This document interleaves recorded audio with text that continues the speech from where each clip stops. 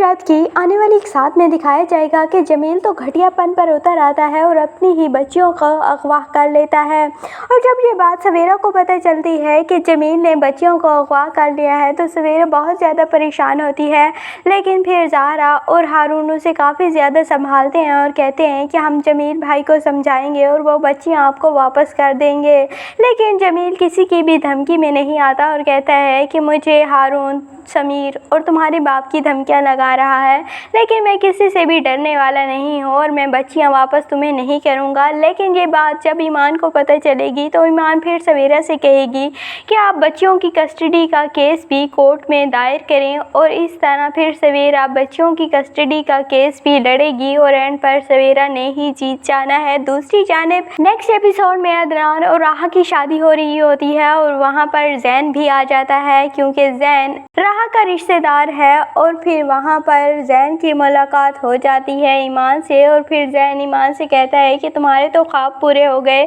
تمہارا یہی خواب تھا نا کہ تمہارا بڑا سا عالیشان گھر ہو، اور اب تو تمہاری ساری حسرتیں پوری ہو گئی ہیں۔ جس پر ایمان کہتی ہے کہ اگر تمہیں یہ لگتا ہے کہ میری یہی حسرتیں تھیں تو ٹھیک ہے، یہی ہوں گی۔ اور پھر زین ایمان کے ساتھ کھڑا ہوتا ہے تو پھر سالار کو بہت زیادہ برا لگتا ہے، اور سالار اندر ہی اندر ڈر بھی رہا ہے کہ کہیں دوبارہ سے ایمان زین کی طرف مائل نہ ہو جائے اور اس کا دامن خالی ہی نہ رہ جائے۔ لیکن ایمان بہت زیادہ اپنی کمٹمنٹ کی پکی ہے اور اس نے سالار کے ساتھ اگر کمٹ کر لیا ہے تو اب وہ کبھی بھی اسے دھوکہ نہیں دے گی، اور وہیں پر سالار بھی آ جاتا ہے اور پھر زین ایمان سے کہتا ہے کہ آج تو تم بہت پیاری لگ رہی ہو، جس پر ایمان کہتی ہے کہ یہ تو محبت کا رنگ ہے، اور پھر کافی مزے کی ڈانس ہوگی ایمان اور سالار کی، اور وہاں پر وہ کافی زیادہ انجوائے بھی کریں گے اور کافی خوش بھی ہوں گے۔ یہ دیکھ کر تو زین اندر ہی اندر کافی زیادہ جلے گا اور کوڑے گا، لیکن کچھ کر نہیں سکتا۔